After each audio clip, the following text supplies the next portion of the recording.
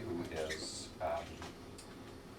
teaches in the philosophy department at UCD and is co-director of the Master of Humanities and Master of Social Science programs.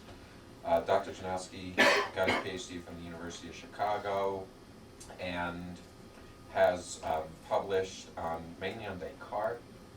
Other stuff too? Medievals or mainly Descartes stuff. And today he's going to be giving his paper, What is a Classic?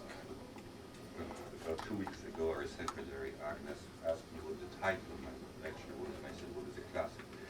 And Agnes dropped her jaw and said, that's it. Which may explain this small turnout here. The Zen answer. What is a classic? That's it. Well, but you know, we can do something open-ended, gobbledygook book or something that might make better. But anyway, I borrowed, or I should say, I stole the title of my remarks from the piece by Saint-Beuve, the great French historian of the Jansenist movement. In this piece, Saint-Beuve writes, it is evident that the part alluded to classical qualities seems mostly to depend on harmony and nuances of expression, on graceful and temperate style. Such is the most general opinion. In this sense, the preeminent classic would be writers of middling order, exact, sensible, elegant, always clear, yet of noble feeling and veiled strength. The truths that Saint-Beuve held to be evident are not at all evident today. The qualities which the 19th century men considered to be crucial components of the classic are only of little concern even to those who make their living out of teaching in the humanities. Their concern is to eradicate from their students speech phrases like these. You know, it's like, you know what I mean. What is worse, we do not seem to be able to formulate a convincing argument as to why the teaching of the humanities is important, and we have no more than a vague idea of what a classic is. The traditional criteria such as style and the structure of a piece, which Saint-Beuve discusses in his essays, have been almost completely abandoned in favor of new ones. The problem with the new criteria is that they hardly give any ground for formulating a coherent and convincing argument as to why it is important that we study one book rather than another, why it is more important to study Greek or Latin rather than, say, Chinese or Hindi, or why students should listen to Chopin or Mozart rather than to Michael Jackson or the Spice Girls. In the past, even 20 years ago, one could say that there is no other way of introducing young people to culture except through the study of classics. This argument is based on the assumption that there is a common cultural heritage, and the function of education, among other things, is to provide young people with tools to participate in the cultural life of their nations. It is essential for Germans to know something about Luther and the Reformation, without which the German history would be unimaginable. The same goes for rudimentary knowledge of Kant, Schiller, Lessing, and of course Goethe. Without reading these authors, one cannot acquire German cultural identity. It is equally essential for young Frenchmen to study Racine, Corneille, Molière, Descartes, Pascal, and La Fontaine, whom the young French study when they are 6 or 7, and already at that age learn about the existence of l'Académie Française, of which La Fontaine was a member. The French, as the saying goes, are either Cartesians or Pascalians, not that it means anything here. What is striking about Saint-Beuve's essay is that he is hardly concerned with what we mean by a great book, found in such expressions as Great Books program. A classic to Saint-Beuve is a piece that has certain qualities required of a well-written play, a poem, or a novel. These qualities, however, didn't spring out like a deus ex machina, but have been elaborated in the course of European literary history, and subsequently accepted as necessary components of a great literary work. A great book, on the other hand, although it possesses these qualities, is not defined by them. The term great book doesn't have an equivalent in other languages. It would be absurd to translate the term great book as in the grand livre into French or eine große Bücher in German. A great book is an American phenomenon. Even in Canada, there are no great books programs properly speaking. It would be more appropriate to call similar courses at Canadian universities as, sorry for the expression, European intellectual history. To be sure, both in Canada, Europe, and the United States, one reads the same books that the American students read. One analyzes them in the same way. One learns from them the same things, yet their function, and I want to emphasize the word function, is different in the United States and in Europe. All of us remember the reaction provoked by the publication of The Closing of the American Mind in 1987. American academics talked about it for a few years, fought over Bloom's book, It looked as if it were the end of the world, and it was the end of the world as Bloom knew it. Interestingly enough, there was no reaction to this book elsewhere. If I can judge on the basis of a few reviews that I had read in the British press, no one could really understand why a book about books is so important and why 1 million people bought it only within a year. Bloom's thesis is simple. We are not a nation in the European sense of the word, and we have no national literature. This doesn't mean that there are no distinctively American writers or that there is no American literature. Our truly national literature, Bloom claims, is the writings of the founding fathers. The reason Bloom claims is the following. It is the peculiar nature of the American political regime, where one's national commitment, which in Europe is shaped by common historical experiences, recorded in literary or historical texts, equals one's political commitment. To say that I am an American nationalist makes no sense. If it does make sense, it is only in the following sense. I am a Democrat, and as President Wilson put it, I want to make the world safe for democracy. In the US, the study of the classical text doesn't translate into national or nationalistic categories. One doesn't acquire the German, French, or English national identity by reading Goethe, Corneille, or Shakespeare at CU. So what is a great book? A great book is a book whose theme is of a universal value, regardless of the language in which it was written and the context in which it was created. A great book is a book which has an appeal to everyone by virtue of nothing else but its universality. It can be understood by a young student whose parents have just gotten off the boat from Europe, Asia, or Africa. Shakespeare was an Englishman, steeped in Englishness as much as one can possibly be. Yet the Japanese film director Kurosawa's Throne in Blood, based on Shakespeare's Macbeth, shows that one needn't be English nor even European to understand the play. Why is it so? Simply, the thirst for power is universal. It is as much a Japanese phenomenon as it is English. This is, I think, the assumption behind the Great Books program. But there is more to this. Bloom knew very well that the nature of the American Constitution is dependent upon a certain kind of education, because one's national commitment in the US equals one's political commitment. Therefore, for the American political system to be able to continue to exist, the education must be structured according to a set of universal principles. This is the function of the Great Books program, to instill the sense of universality. The texts which do not contain such universal principles cannot aspire to be on the Great Books list. In his piece, Schoenberg remarks that the Greeks had no one to imitate, no one to follow, no one to borrow from. They had to invent things. They became classics for the Romans and subsequently for everyone else. 1776 is an important date not only because a new country was born, a country that is going to shape the world politics for centuries to come. It is the first country which is based on purely abstract principles. It is a society oriented toward the future, not the past like, say, even Mexico and Canada. The world of an American undergraduate student is a world in which all fundamental questions can be raised. This explains why students in the US can move much more easily than their European counterparts to the world of big questions. After reading Plato's Republic, one has a taste for great politics. After reading Aristotle's Nicomachean Ethics, one is familiar with the structural virtues. Familiarity with Hobbes, Locke, and Rousseau's writings allows them to grasp the nature of modern contractarian politics and of its conception of rights and obligations. All this is part of the intellectual equipment of an American student. Unlike European students, American students move in the world of great ideas and issues. Let me give you a few examples of such universal issues in great books. In his Republic, Plato raises the question of what justice is. Is justice in the interest of the stronger, or is justice something universal? In the course of his complicated analysis, Plato finally shows us what the just regime is. It is a gulag, a concentration camp. It is a totalitarian regime based on the idea of equality. I cannot think of another word, perhaps with the exception of Hobbes' Leviathan, which could compete with the Republic in terms of its scope.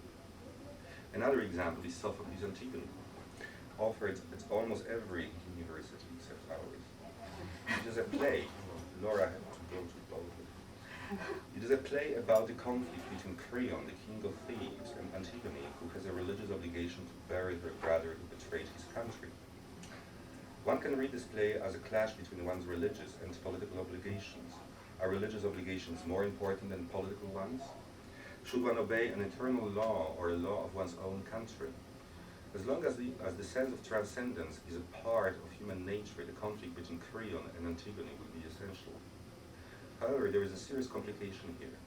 Many books which are classical pieces in the European countries are not classics in the American sense. That is, they are not great books, yet they are of the utmost importance for the nations which created them, and let me stress this point, for the survival of national cultures, but they cannot be considered to be great books. To give you a few examples, the role of the Polish Romantic poet Adam Mickiewicz for Polish literature equals that of Shakespeare in England, Goethe in Germany, or Pushkin in Russia.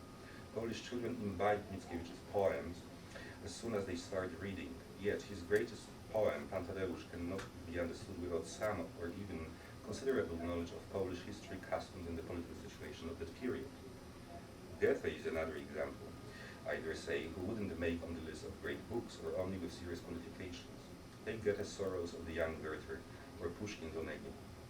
They are landmarks of European literature, but the theory of emotions in them belongs to the threshold of the late 18th and 19th centuries, to what we call the Romantic period. Romanticism is a European phenomenon. Its time period and place of birth can be precisely circumscribed. I'm not sure whether a Japanese or a Hindu has a clue what is going on when he reads that someone shut himself out of love, and why a writer who wrote a book like this is great. Goethe's Wilhelm Meister is even in an even worse situation, and it is likely that this book would make, and it is unlikely that this book would make its way to a great program at all. Lampedusa's Leopard, an important book for the Italians, is of little value for students here outside departments of Italian. What I'm saying may give you an impression that perhaps there are no great books at all, since the few examples of great European classics without which European culture would be unimaginable show that everything is dependent on something else. Christopher Marlowe's Dr. Faustus and Goethe's Faust are great literary achievements. One may wonder, however, whether the story of a man who sells his soul to the devil for knowledge is universally in the same sense that the story of Sophocles, Oedipus Rex, or Shakespeare's Macbeth are. One cannot imagine European history without the devil, but the devil comes from the Bible. Without the knowledge of the Bible, a story of Faust cannot be properly understood. It probably makes little sense outside Judeo-Christian tradition, which leads me to my second point. The Divine Comedy, for example, is a monument of European literature, probably the greatest book ever written in the Western Hemisphere. No other book can equal it in scope and structure. One is led through hell and purgatory to heaven. Does it have a universal appeal? Before one can even begin to appreciate it, one needs to spend a considerable amount of time studying theology, philosophy, history, and symbolism. It is the medieval counterpart of T.S. Eliot's Wasteland, in the sense that it can be understood only if you read it with footnotes. When I was teaching the Divine Comedy to Canadian students, I noticed that it had greater appeal to Catholic students than to their Protestant peers. The reason is simple: the Reformation did away with the belief in purgatory and the cult of the saints. The second part of the Divine Comedy is devoted to purgatory, and the third part, heaven, is full of saints located on different levels. For many of my students, moving through the Divine Comedy was like moving through the world of the Greek and Roman mythology, where everything needs to be learned from scratch. I'm not saying that the Catholics are better educated, they are as ignorant as others, but the world of the saints and purgatory is still part of their heritage, the same way that the notion of the God who punishes is more likely to be understood by the Calvinists and, to some extent, by the Lutherans than by the Catholics who would rather rely on God's mercy. That is why Paradise Lost and Paradise Regained can be easily felt to have been written by a Protestant author. John Milton would be horrified, for example, by Dostoevsky's story in The Brothers Karamazov, Branding section, which begins with Ivan telling his brother that Saint Mary begged her son to release some sinners from the torments in hell. Sinners, Milton would say, are where they are because they deserve it. Besides, no one, including Saint Mary, has the power to remit sins.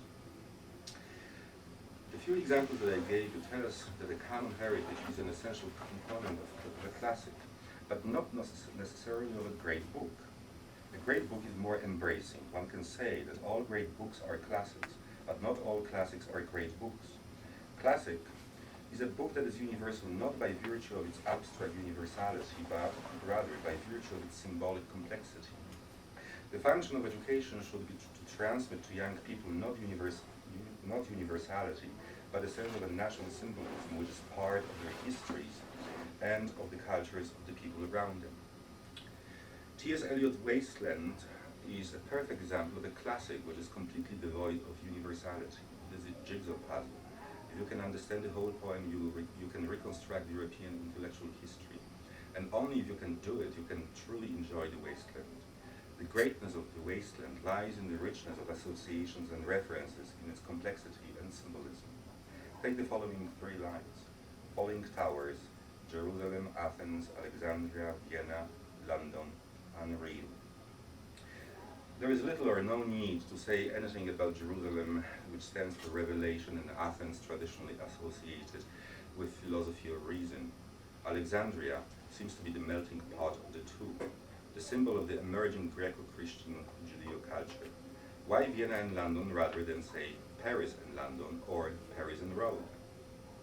Again, one needs to remember about the siege of Vienna in 1668, when the Polish king John III Sobieski stopped the Turks.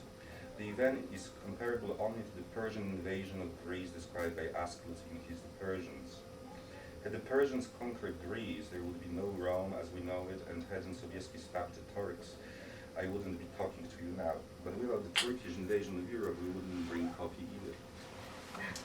Almost the whole poem is like this, are like the lines I quoted. Hardly anything is instinctive.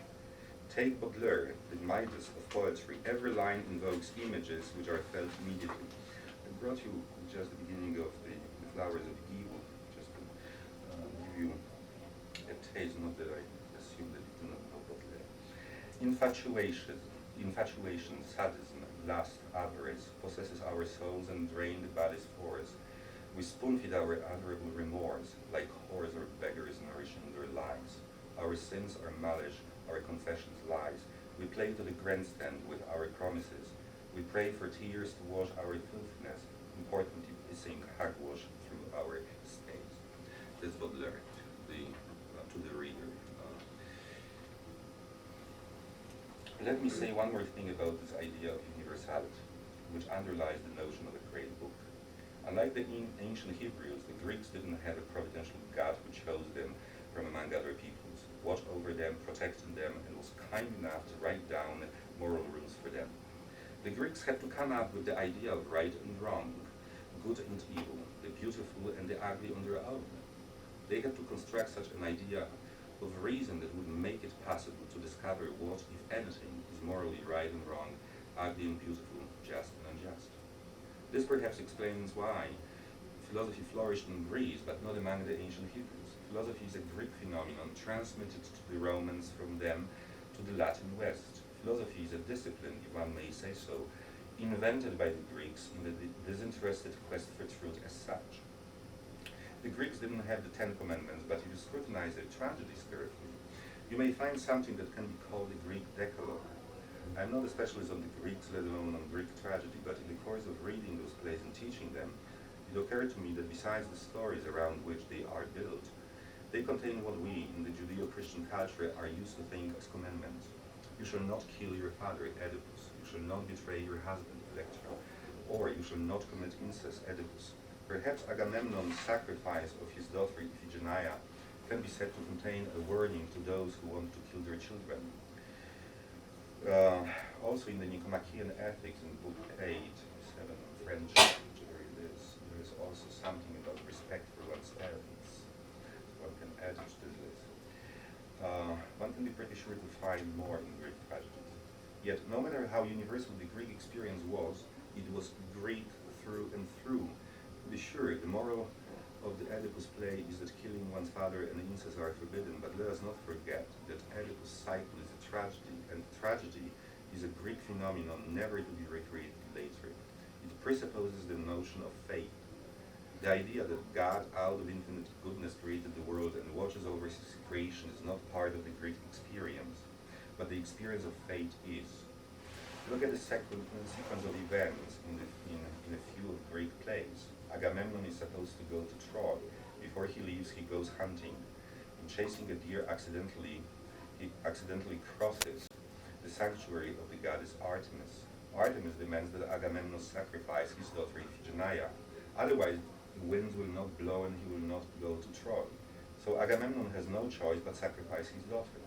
Upon his return, his wife Clytemnestra murders him for killing their daughter. Next, Electra Agamemnon and Clytemnestra's daughter has the obligation to avenge her father by killing her mother. It is a domino effect.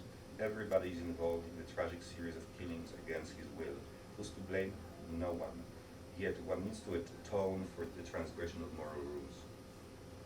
Perfect universality, which the great books contain, may be a good starting point, but it cannot be the end of education. One can read Baudelaire without knowing French or Shakespeare without knowing English, but its flavor can be truly appreciated only when one reads it in the original with complete understanding of the historical context and its symbolism which stands behind it.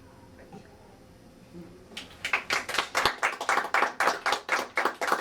It wasn't too long.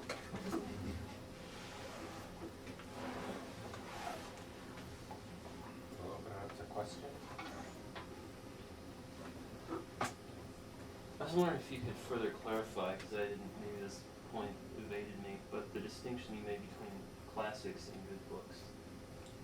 Great. Sure, classics, good books can be classics. Great. Great books. Well, every great book is a classic, but not every classic is a great book. In other words, well, you take an headway, all you look at the top shelf.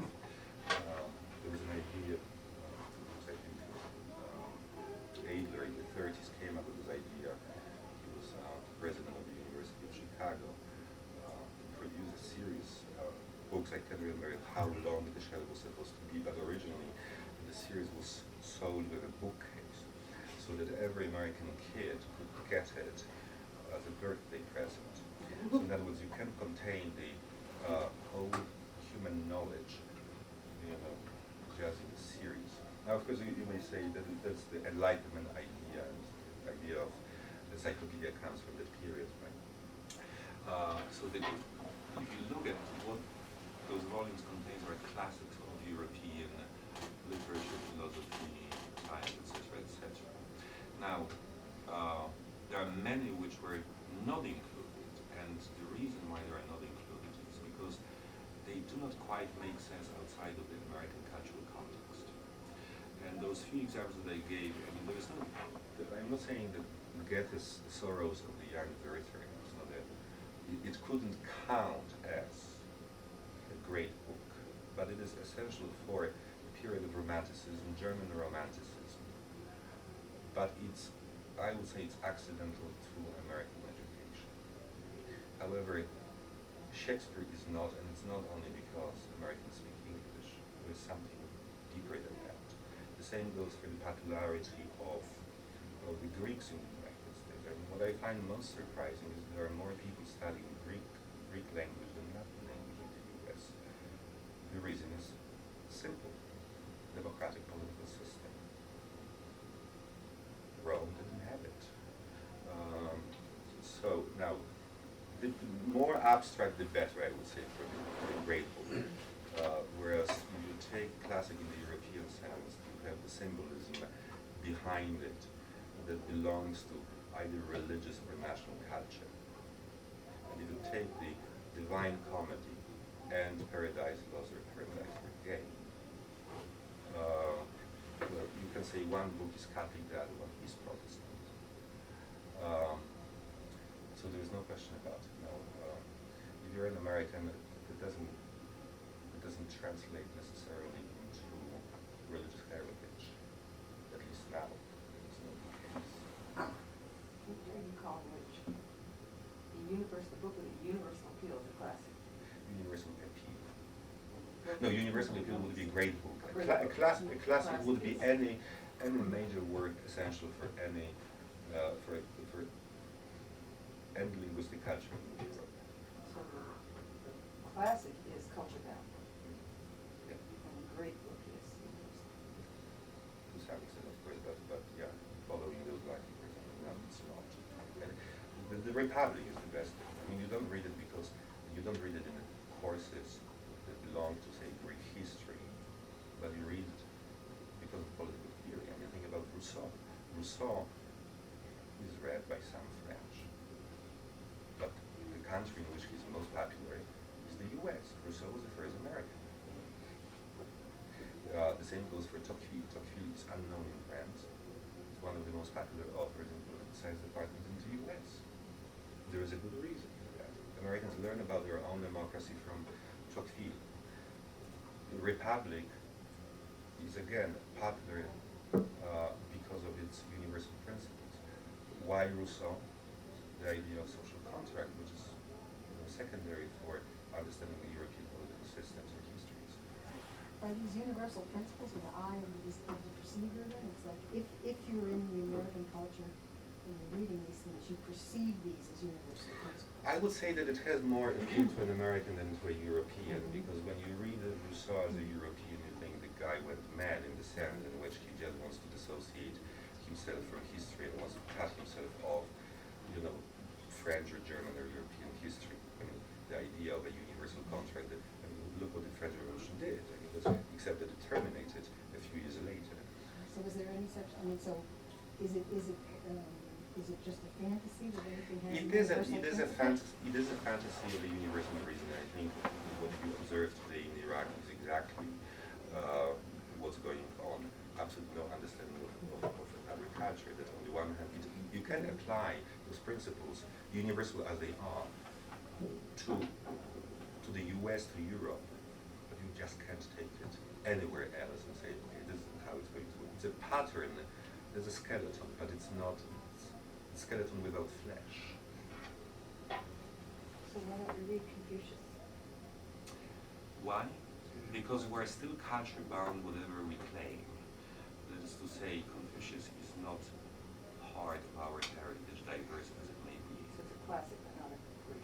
It would, yeah, I would say so. Well, there depends, I guess, what part of the country. America is a particularly difficult country to make these kinds of claims about, because if you're in San Francisco and you have Koreans, and it's a very Pan-Asian culture, so so that's a problem. And cutting the list off. I mean, if the appeal is to universal values, then you can say, well, that's the litmus test, and then we have to check and see what the composition of the country is every 10 years or every 20 years, and then the book list has to move in adjustment to the people who inhabit the country. So if we are, 50% Hispanic in 20 or 30 years, then the book list is going to have to change, right? Well, okay, let me put it this way. I mean, or I agree with your... Or you can be a hegemonist about European culture. Okay, well, you know what I'm for, so... Well, I mean, you have to make a case for No, hegemony. you're right in the sense, if the ethnic population of the country changes, it would be logical to adjust the content of curriculum. But the point is not about that. The question is how much the American Constitution can take. That is to say, if the American Constitution or the observance of it is dependent upon the recognition of such universal principles, then Bloom is right. Everything may, flip over if we don't do it. I mean, take the first thing that all American kids know, and unfortunately that's not necessarily the case, because I asked this question a couple of days ago in my class, was the first sentence of the American Constitution. That was the reaction, they didn't know. But okay. I pledge allegiance. But take the expression with all those truths to be self-evident. There is nothing self-evident. It's not an empirical statement, it's a normative judgment. It's self-evident under one assumption. And the second sentence states very clear, we're created by God. So in other words, some kind of a commitment, even Jeffersonian one, I mean, Jefferson was not a Christian, he was deist. So is required, in other words, equality, yes, provided that creation stands behind it. There's others. So in other words, you can't have constitutional equality without believing God. Well, what kind of God is Well, behind the as document? I I mean, it's so even- general that... even Jeffersonian, See- but even Jeffersonian believes in God. Yeah. I'm not saying that Jefferson was a Christian. I mean, he wasn't by I guess of philosophical consistency. He was an atheist. I guess the point could be just that from many literatures that are not currently on the list of American the classics in America, you can pull from them universal themes, just like you can look at Plato's Republic and a Greek scholar can point out to me, this is really, the subtext here is about the change in democratic participation in the polis, right? But there's also a more universal level at which you can interpret the theme, and you could say it's about autonomy. Now, it seems to me that you can do that with almost, well, not almost any, but with many great works that we would think, being Americans, we might think that Confucius is extremely culture-bound. But if you back off to the level of generality and universality, you can pull the universal theme out of it. Now you've got your first requirement of there being a universality, and it also fits the San Francisco area community. And you also have, maybe even you've got mention of a creator that's extremely general, which will satisfy the requirement for the Constitution. And now you've got a happy substitution where you can get rid of Dante's Inferno and substitute in Confucius. The golden rule is even there. It's in there. It's all. Oh, Linda, by the way, is from California. I also teach at Metro, and you do teach Antigone. Yes, but given the fact that no one has any religious commitment anymore, so the modern tragedy is not even passing on the traffic now. As far as David's comment is concerned, I would love to agree with you, but I would say this: San Francisco is not even representative for the U.S. Well, all I'm saying is that given time, given time and breeding, But the question verb. is, okay, what kind of a personality are you going to have if San Francisco is representative? Very thin one. Cultural identity must be really very thin. That's the trouble. This is the American character, this is all part of this world. Yes, but look, what I hate the expression because I'm going to sound like Bush. What makes this country great is that the set of universal. What makes this set of universal principles that everyone is supposed to observe on the one hand, and then I can go home and cultivate my Polishness by eating sausage. But the question is, does it translate into national culture in the U.S.? And I don't think it really does. You can have ethnic neighborhoods, but what is specifically American? Is it just the agglomeration of those specific ethnic neighborhoods, or is there such a thing as the public realm that's specifically American and thick rather than thin? Well, when everyone reads Confucius, and they will find a new respect for community and family, it will be a thick part of the culture. Look, David. I didn't want to sound the way I sounded. That's okay. It may be the case that there is some beauty about going to a bookstore and finding Bible and pornography next to each other. But you may take the opposite view, that it's blasphemy. I mean, depending on your taste, you may say, that's fantastic, both coexist. Some people may say it's tasteless, and there is a good reason to think that that's the case. You see, if you You're not comparing Confucius to pornography. No, I'm not saying that if you're mixing, different cultures, you can't be. I mean, Toynbee was very good when he wrote in Modernity on Trial that at some point, and it was in the 20s when he wrote this book, at some point we're going to be the descendants of Thomas Jefferson, Adams, Diderot, D'Alembert, Descartes, Lenin, Genghis Khan, etc., etc. Excuse me. I mean, that's a crazy prediction because you can't be a follower of Lenin and Thomas Jefferson at the same time unless you have no identity whatsoever, or you're completely indifferent toward those ideas. So, look, from a point of view of a pure customer, you may be saying, well, there's something fantastic about Confucius and the Bible, but how can you reconcile it in your personality? I don't know whether you can be a follower of Confucius, Jesus, and Moses at the same time. Okay, I just want to follow up one more time and then I'm going to shut up. All I'm saying is that the appeal to great books or to classics or to universal values or appeals is fine as long as it indexes itself to the present culture. Now, if your claim is simply that at the moment we are still predominantly, inheritors of Western European culture, I'd say that's true to a large degree, and that of course excludes people, and that's a political problem.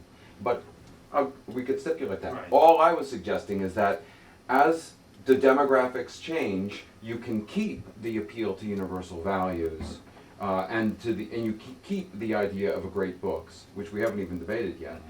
You can keep that as long as the book list changes. And it would seem to me that if your belief is really in the universality principle, then the content of the books can change quite radically. We could be reading nothing but Chinese classics and Mexican classics in 150, 200 years, as long as there's a consonance with the political founding documents, perhaps, and a consonance with the demographics. The commitment is to a principle of universality, not to a particular manifestation of a universality. Exactly. Yeah. Bis, do I understand, if you say that classics are only the American culture essentially produces the concept of Of a great book. a great book or of a classic? No, of a great book. A classic is every classical piece that you find in any of the European countries, preferably, I'm not going to say in Asia because I know hardly anything about it. But they would be, conclusions would be classic now, but they do not necessarily translate into what we call a great book in the US. Lampedusa's Leopard is an essential piece for Italian history. It has no appeal whatsoever in the US. Why? Because it's so steeped in the 19th century political situation in Italy, in Garibaldi, the death of the old regime, etc. Do you have to be steeped in a culture that has spoken that language sufficiently to... I would say so. But then aren't you just making the fundamental Marxist claim that it's not the consciousness of man that determines your being, it's your social being that determines your consciousness? Well, what about the conservative claim, which says we just can't, get rid of our history, our heritage? I mean, the fact that you speak English already puts you in a position of using a certain conceptual framework that you cannot get rid of. But are you also not saying that you can't, in the process of our exporting democracy, that our exporting democracy to Iraq is going to fail, not because democracy fails, because we believe it as a universal principle, but because we can't actually package the shelf and send that to Iraq and have the same impact there that we could have by packaging that in our classrooms and then export democracy and hope for it to take root. So it really is the social being that determines consciousness, not just some universal ideal that justifies the exploitation of it. Look, it may be the case, but I know only of two examples of democracies in countries other than, outside our countries. Turkey, which is a very problematic case, and Japan, and it took some 45 years for Americans to write the constitution for them. Now, it may take roots in 45 years. Now, does it prove or does it disprove? I don't know, I'm not a prophet, but at least the way Bush goes about doing it shows that there is a certain incompatibility between universal principles and cultural heritage. One could argue that Japan was able to take on a democratic regime after reducing the power of the emperor only because it had engaged in industrialization before. But essentially it's the industrialization that is the common thread that it shares with Britain, the United States, and nations that have embraced But democracy. South Korea proves very well also the other side of the story. They're still going You through can the have period a of Tojo. flourishing free market without democratic institutions. Yeah. South America proves also the same. You can have dictatorships and free market in full swing. So I'm not sure how it translates, but there is a certain, look, the US or 1776 is not just, as I said, it's not just a question of inventing another nation, because neither Canada nor Mexico have ever broken the ties with the old continent. It's a question of creating completely different situation, social, political, cultural, David may be right that, say 50 years from now, according to all statistics, the ethnic makeup of the U.S. will change to such an extent. But I think that this is why the question is quite well. There are two possibilities. Either it's dangerous because you may say if the ethnic makeup of the U.S. changes, you may face a situation of complete incompatibility of the values of the people who come from elsewhere, and those universal principles will stand behind the American Constitution. That's one possibility. The other possibility is what was always the case, namely the melting pot. Now, the idea of the melting pot completely disappeared, if you noticed. There was nothing to melt into anyway. Because everyone can claim culture. Before, a Pole, a Jew, a Catholic could come here, and as long as you observe the universal principles of to a large extent, Protestant country, you could cultivate your Jewishness, Polishness, Catholicism, etc. at home. That's no longer the case. All those cultures claim, or want to make the claim to parity of values, parity of cultures, etc. So there is a considerable change in what happened some 20 years ago.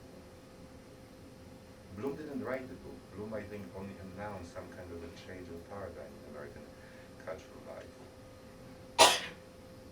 But to take your notion of the melting pot, the melting pot was a metaphor that couldn't have been understood prior to Carnegie's use of the Bessemer Forge that was an industrial leap forward in the United States But economy. it meant one thing, that you had to finally become American by speaking the English language.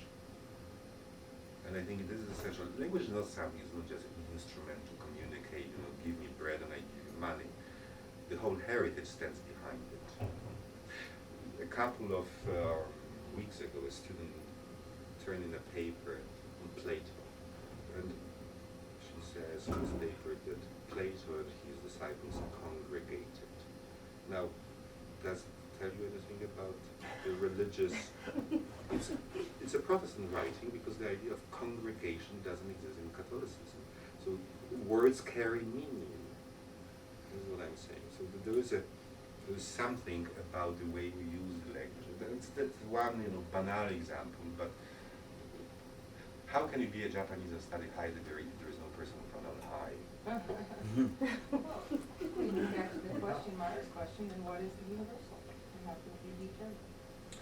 Everything is in context. Well, it is in context, and that is why the idea of universality or some kind of a transparent universality is problematic. So that's what you're saying. But There's no there such is- thing as this universality. It's always context bound, regardless of the time frame that you're talking about. It could be a 1,000-year time frame, or it could be a, Well, I would put it this way, that unless a word has a universal, there are some universal underpinnings, it's never going to make to the top of the reading list for the simple reason that it's always going to be so steeped in national symbolism that you're not going to decipher it unless you're a part of the culture from which it came. And it's a transcendental, it's within all of us to be able to access this I would this say so, yes, universal. exactly. I would say to the extent to which we are human and those universal words are supposed to appeal to some kind of universal consciousness, yes, that's true. But those words are written in languages. They talk about the historical context, etc. Okay, let's suppose that everyone is an atheist. I mean, what's the point in Antigone who makes the appeal to religion and is willing to sacrifice her life for religious obligation? I mean, such a story doesn't make sense to an atheist. Now, it makes sense only insofar as the sense of transcendence is part of our nature, regardless whether we make an open claim to be religious or not. And who's to determine that? Well, either it is in us or it isn't in us. So, in this sense, yes, I would say. Yes, please. Isn't that why we read great books or classics, though, to sort of transcend our own experience of the world?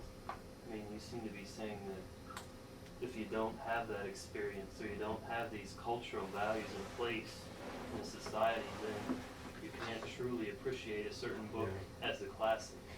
That's a very good question. No, okay, let me put it this way. It goes both ways. That is to say, if you're only steeped in your own culture, without any sense of those universal principles, then you are what we call parochial. But there's a trouble with parochialism, or at least parochialism of certain cultures. Because if you take some cultures, like German, English, French, those cultures seem to be very self-sufficient. Parochial as you may be, is every kind of a close mentality. The resources that you find in those cultures are fantastic. In other words, you don't have to leave home at all to look for universality because you find everything. I mean, take the German musical tradition, take the German theological tradition, take the German philosophical tradition. I mean, do you really need to go to France to study Voltaire? You have Schelling, Jacobi, Hegel, Schleiermacher at hand. You don't need to do it at all. The same goes for the English. Of course, there is some kind of parochialism in it. But it's rich, and there are some nations which created those extremely rich cultures. Some nations were not as lucky as the English, the French, and the Germans, not even the Italians or the Spanish. But we're talking about cultural giants. So yes, I think this question of universality. There's something nice about universal, but being universal in ordinary language means cosmopolitan. There are very few cosmopolitan spirits, by the way. But being cosmopolitan means that you feel at home anywhere you go, and that means that you do not home anywhere. So there's a plus and a minus. So if you're a true cosmopolitan, would every book be a classic? I would say so, because then it's not only there's the frame which is universal, but symbolism that is known to you, and you know what it means. Not every. Not every book. No, it Classic that would be Every book that is going to take time. that would be absolutely fantastic if you could meet such a cosmopolitan spirit. But I think it's kind of a utopia. That doesn't mean that there is anything wrong with utopias. But don't take it too far. Marxism was the last one. I read an interesting essay by Terry Eagleton called "What is Literature?" Which you may have read. I don't know this essay. No. He asked the question basically like, well, what is literature? That's the question. But how do we determine what is literature and what is not? How do we determine that Marx is not really literature, but Shakespeare is? I think Nietzsche superbly. Nietzsche is appealing precisely because of his literary rhetoric rather than because of his philosophical argument. There isn't much in terms of philosophical argument in Nietzsche at all. And he also puts forth the question of whether there could be some condition under which maybe Shakespeare would cease to be classic. So, what do you think? Oh, I think this is a far-fetched claim. I'm not going to But it's interesting with regard to specialism Marx. Why don't we consider Marx literature? Well, and if you talk about the appeal to what our historical knowledge is, of what we come from, and of the language and the historical placement, Shakespeare has a lot of problems that you have to be educated to in order to get. There's a lot of language in there that you cannot grasp without a rudimentary explanation of what this takes place. You can't even understand Shylock without understanding the context in which he was writing. And so I think Shakespeare's at risk because the poetic language doesn't translate. You can't change, you lose the poetry. But that's always the problematic part of poetry, right? I mean, it's not translatable, really. I read it to you, Baudelaire in English, but there are so many translations. But there is a certain sense. But the appeal here is because of the images that it invokes, even though your face made me think that you were less than happy about hearing it. But, Two things. First of all, to the extent that universality turns out to be a kind of ideological construct, then wouldn't one perhaps end up being forced to say that what you're calling great books are just the classics from the perspective of an American culture such as it is? Yeah, but at the same time, the authors who wrote them were not necessarily Americans. So Well, no, it's a much more eclectic bunch, but then we're a more eclectic culture such as we are, although heavily biased toward Europe and heavily biased against the Oriental and so forth. In the Southern Hemisphere. But look, I'm not saying that there is some kind of an ideological enterprise, at least not malignant ideological enterprise. It is ideological only in the sense in which there's a certain conviction behind it, that there is a set of universal principles and a human being is truly human only when he is universal. I think this assumption is highly dubious. That is to say, it's difficult to say after 3,000 years of history that it was just it's either worthless or that you can just leave this history behind. When you leave history behind, you have to leave language behind, and then you go back to the woods. well, I asked that. The hidden agenda behind the question is that I think perhaps less ready to concede that universality is an ideological construct. I don't think that it is. It can be used as an ideological enterprise. In this sense, yes. Abandoned particularity, and then you are going to be better off. Well, that may be the case. But would the Germans be better off if they abandoned their heritage? Well, there was a moment in their history that was quite malignant. But Thomas Mann is a very good guide to the whole situation when he, in the Magic Mountain, he asks this question: is it the German culture that created Nazism? Well, it's difficult to blame, I don't know, Goethe for the concentration camps. But at the same time, when I was in Germany 4 years ago, I met someone who said, well, the Germans are very uneasy about talking about their own history, about anything that happened in the last 50 years. He said, well, we would be better off if instead of Goethe, our national hero would be Schiller. I don't think that that's necessarily the case, but A further point, looking back on my undergraduate education, possibly the most formative moment for me, looking back with hindsight, is when I, as a then militant atheist, raised Protestant and radical empiricist, read the Divine Comedy and found it the most intriguing thing that I'd ever written. Read. But Derrida says you write it. Yeah. And just the sheer, yes, I read it with footnotes, lots of them, in an extremely poor translation. But the sheer excitement of solving that particular intellectual puzzle, even to the extent that I was capable of at the time, was, I think, an enormously fertile exercise for me. And it prepared me for the point where at one point I sat down with the Italian and just legended my way through it and could actually hear the music. Well, it seems to contain the code. but it's also worth reading something even if you don't understand it just for the sound of it. So it seems to me that took on for me, despite the fact that it was in many ways radically alien, an exercise in coming to understand the radically alien, which is, I think, an essential function of education, to echo what he said. And so has a kind of universality despite the, in some sense, parochiality of the setting. Look, but there's the two examples that I did mention in this particular context, and I'm not saying that it's not universal, but it's you're always going to be an outsider if, even if you're a Christian, you're not, let's say that you're a Christian but not a Catholic, you're a Protestant. You read it and then you get to purgatory and your Protestant conscience your stomach goes up. There is no such a thing as purgatory.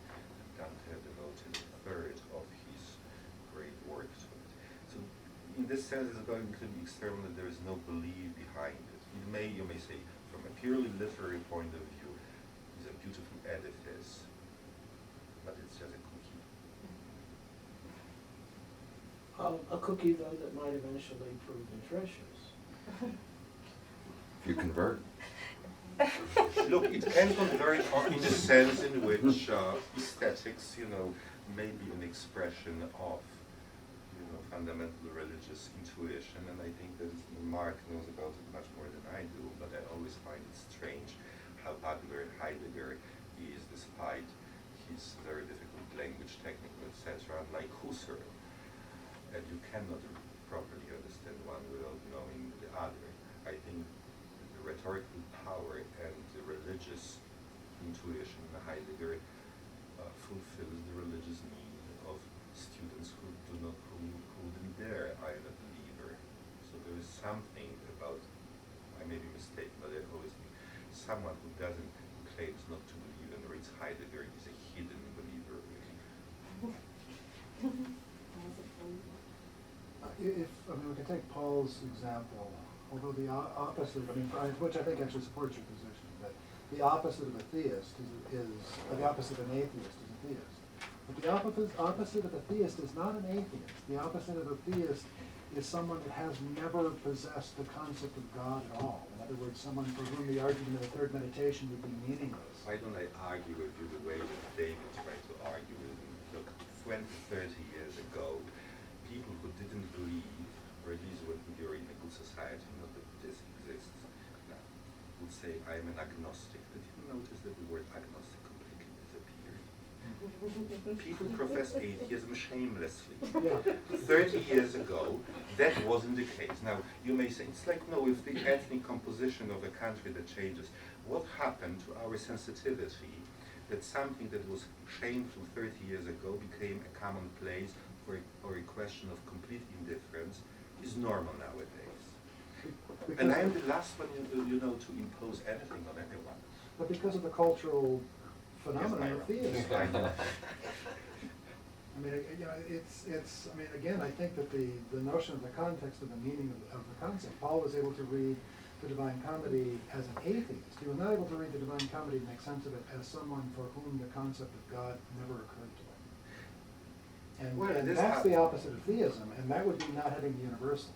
Yeah, but you really want to be very philosophical people, for the most part, are not, as you know.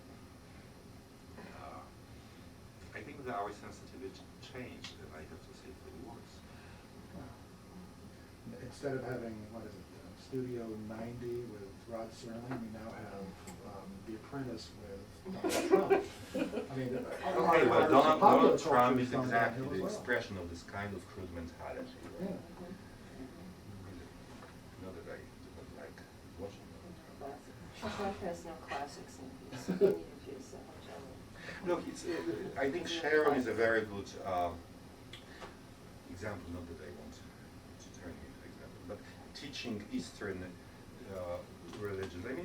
You can't believe in all the religions that you teach. Really, that's the litmus test you just found, right? Definitely. You have to be somehow objective, yet you have sympathy for your own, but you have to be able to present it in such a way that it neither antagonizes anyone, and yet believing in your own, you have, as a teacher, you want to attract people to study other cultures.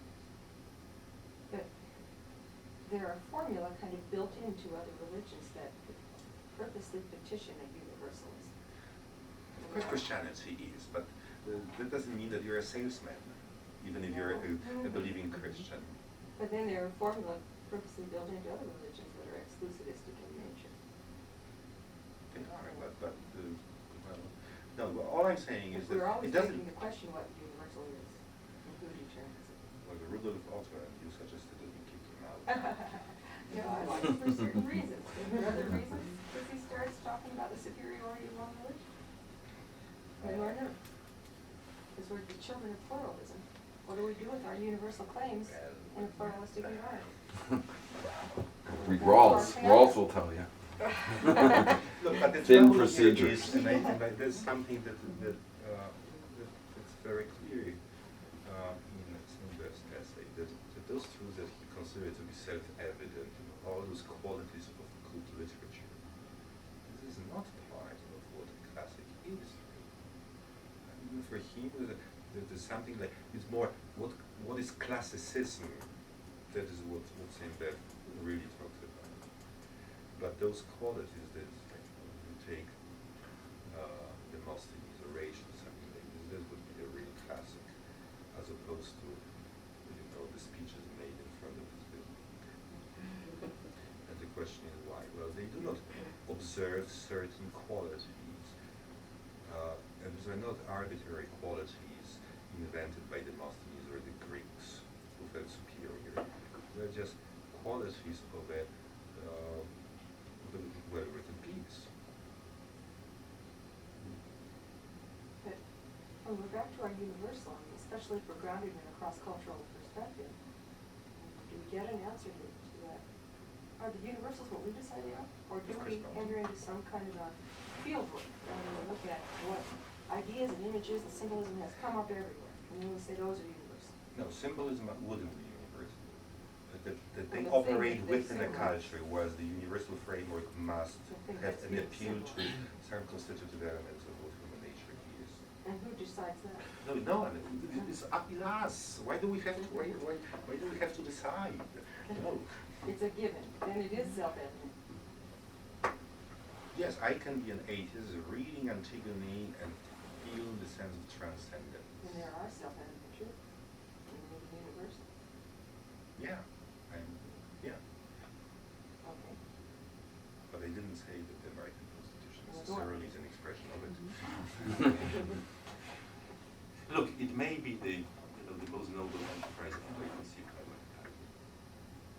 But I really think that the question is, David makes this statistical argument of absorption and changing every decade or revising the list. My idea wouldn't be, it must be a decade. My idea would be different. Can this country absorb those nationalistic spirits who come here, abandoning the zeal of nationalism? They That's mostly to just say- want to make money. I don't get the sense that they're fervent nationalists. I get the sense that they want to make money. Oh, yeah. I have a question, just a quick question. This is maybe simplistic, but when just given your title, what is a classic? The word that question is often poised in genres, right? So, classic. What is a classic in jazz? Or that's a classic video game, right? Space Invaders is a classic video game. Or this is a classic movie. How would you relate now? How would you relate the use of that phrase, that's a classic, in genres that are not as sort of Okay. highfalutin as, how what's the relationship between that? I would say that there are two features in it. The first, there must be a universalist principle behind, because otherwise it's not going to make an appeal to everyone. The second layer would be the symbolic structure, because it cannot be completely devoid of.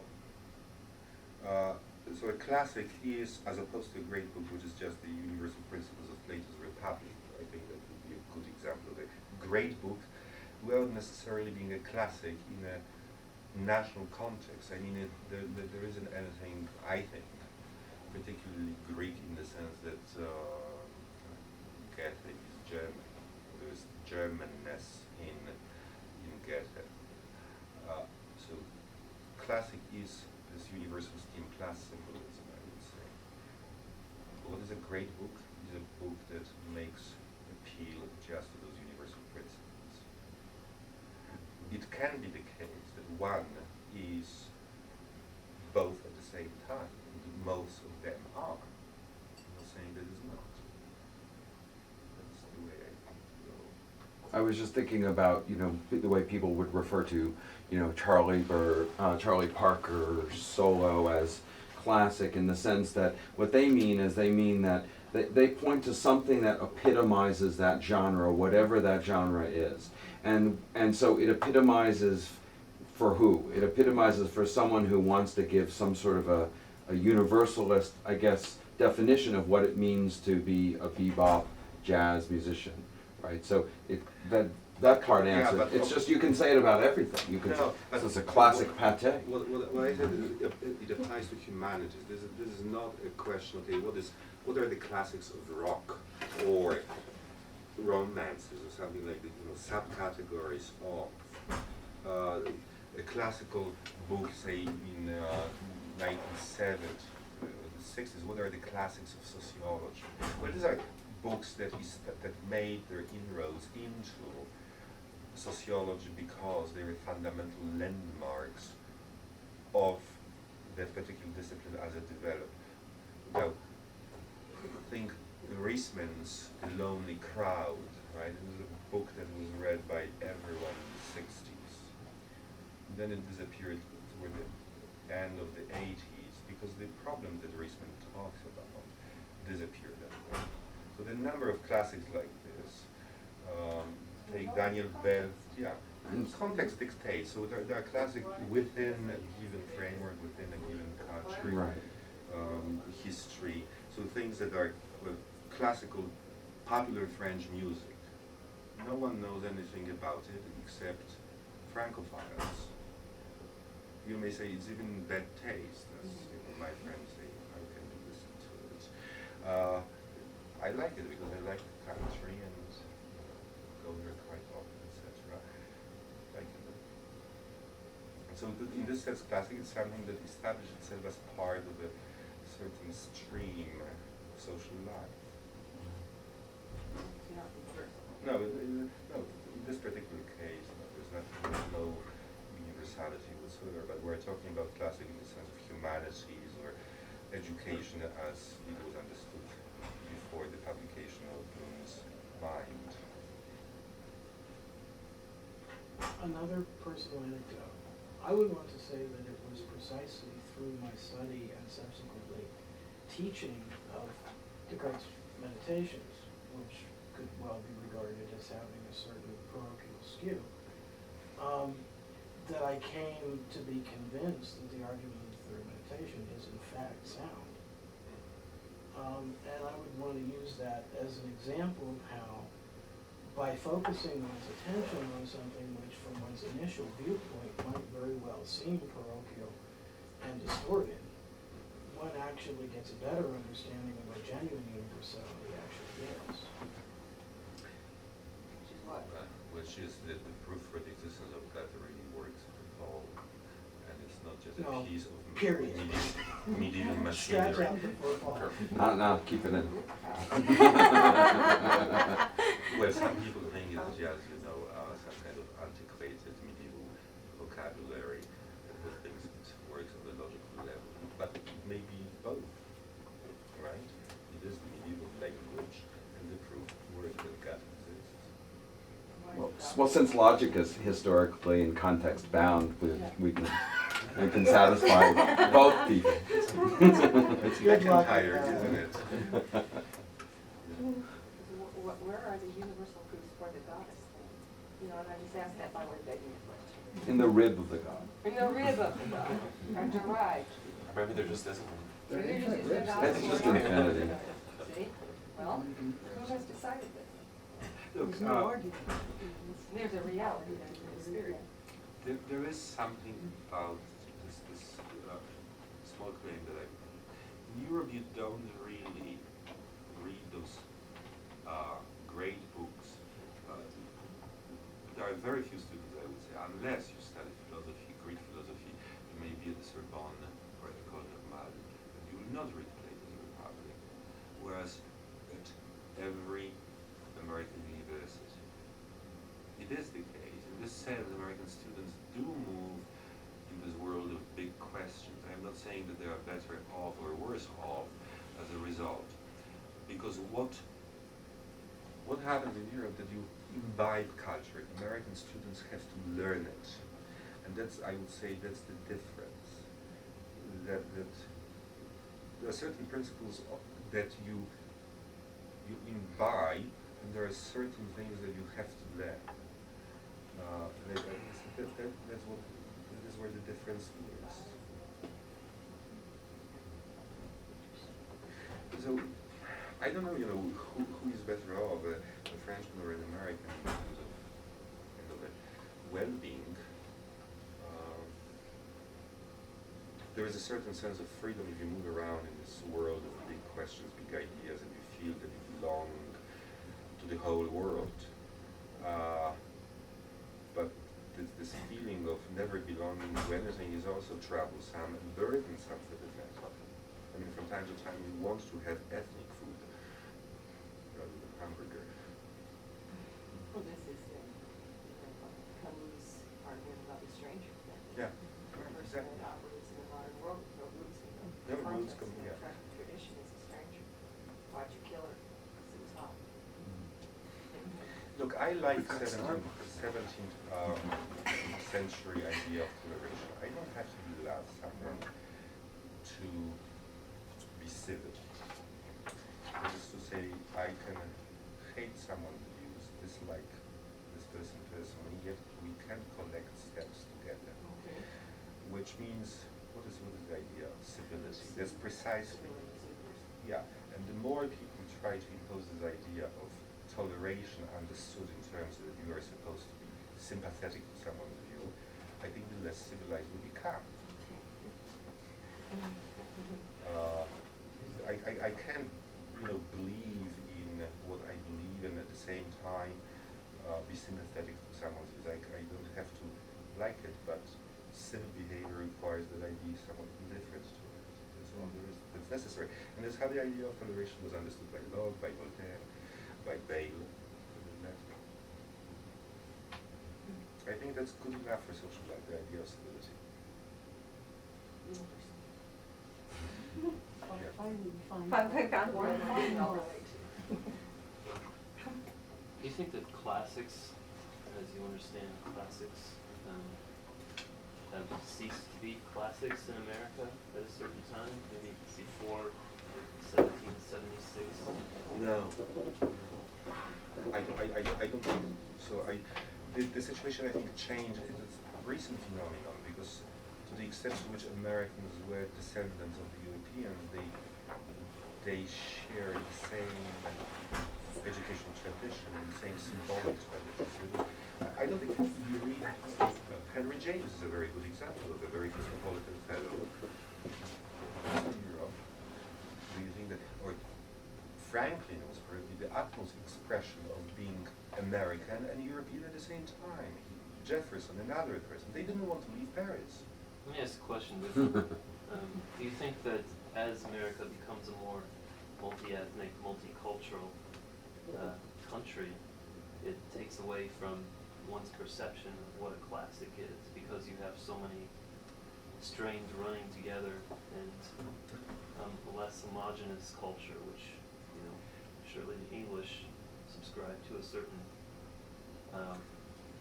set of Protestant values by which they're very well equipped to understand Shakespeare and Milton. And I would put it this way.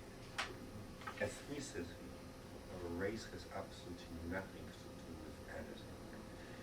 I had a professor at Chicago who was Chinese, and I attended his classes on Milton. It never occurred to me that a Chinese speaking with a thick accent, that there's some kind of dissonance between Chinese teaching something that is the utmost expression of Englishness. So I think the heritage here is cultural rather than racial and however in the US political history the other side is emphasized. I don't think that the ethnic composition may change. You may see the world in a couple of decades which is completely different than it is ethnically speaking, and yet I can easily imagine reading the same books, etc., having the same cultural identity. So the ethnic composition may change, and yet mentality will remain the same.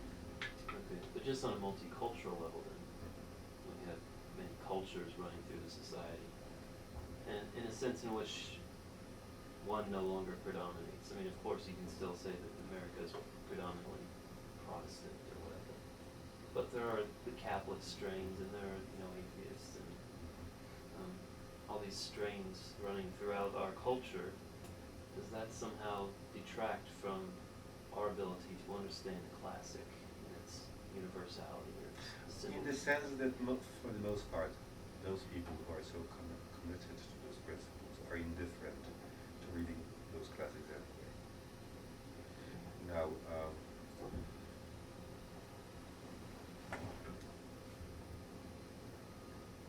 ask yourself this following question: whether there is a consistent university curriculum, and there isn't, which is a reflection of what's going on in politics and social life. For better or worse. Ask me that again. Ask yourself whether there is a consistent curriculum. And then you will have the answer to the question, how politicized the universities are.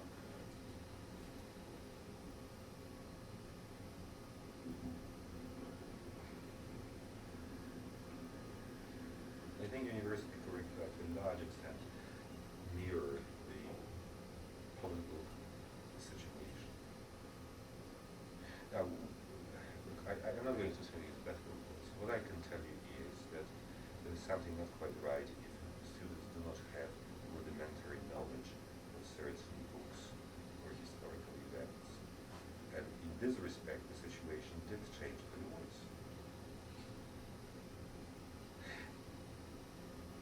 My other argument would be this. Some of those books that we call great books, they taught a certain intellectual discipline. They were replaced by others, and this discipline apparently was lost. I don't know what's going to happen with Stab reading The Republic, or Rousseau's Social Contract, or Hobbes, and a number of other works. You know, if you stop reading literature and poetry, you will lose sensitivity, that's sure. When you stop reading classics of political philosophy, I'm not sure how far you can go without. Yeah. And there's no question that Hobbes' Leviathan, or whether you like it or not, whether the same goes for Aristotle's Politics, Plato's Republic, Aquinas' Treatise of Natural Law, that this culture will cease to continue as we know it. This culture is not as monolithic, I mean, I've talked about this before, but the United States is very stratified. And so what you notice in one stratum of the culture, you know, some kids do read all this stuff. Maybe, but, I mean, I'm not saying this is good news about the United States, but the United States is very stratified. And there is a subset of students who read this stuff and who do have this kind of an education. It's just not ubiquitous. But It's it the has ruling never class been- universities. It What? has They're never. mostly in the ruling class Yeah, universities. but I'm saying that therefore, I mean, therefore to say it's one, you know, one monolithic group, that this is what America does. But it has It never really doesn't been, make you know, sense. I'm not arguing for this kind of unicity of either intellectual life in the state. That has never been the case. The question is whether what you learn from Thomas Aquinas' Treatise on Law is that there are universal legal or judicial principles that are independent of us and that they cannot be violated under any circumstances. And that's a great lesson for the judges and for all those who think of constitutions. Now,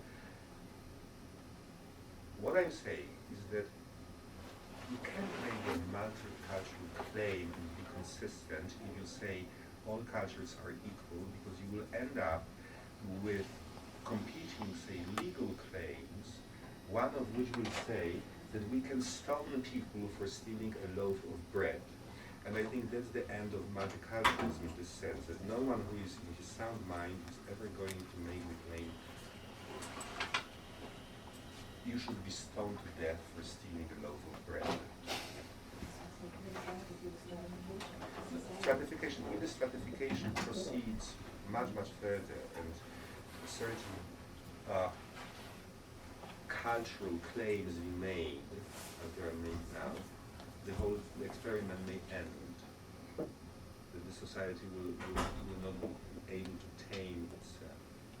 We have the system of justice in the US is not neutral, it's European English tradition of common law and Blackstone.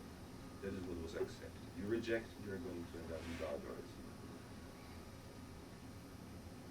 Well, you don't want to have a legal system that operates outside the US and Europe. Would you? I don't understand the question. Would you like to live in a society in which you would be stoned for stealing bread? Oh, I didn't put the- that wasn't the question you asked first. There are alternative legal systems. I'm saying that if you make a strong multiculturalist claim, you have to I'm not commit. making a multiculturalist claim, I'm making a class stratification claim. Well, the question is what the influential class believes in.